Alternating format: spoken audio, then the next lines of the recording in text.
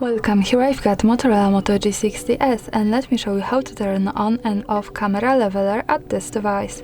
So let's start by tapping on camera button to open it, and for now we are on standard photo mode. From here let's go to right corner button so we can open camera settings, and now we have to pick capture settings category.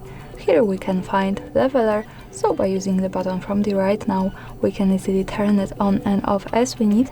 Now let me keep it turned on. Let's move back to camera.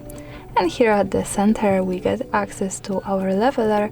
It is useful, for example, when we want to be sure that we hold our device steady when we need to take straight picture. And as you can see, when this line is at yellow color, we can be sure that we hold it steady.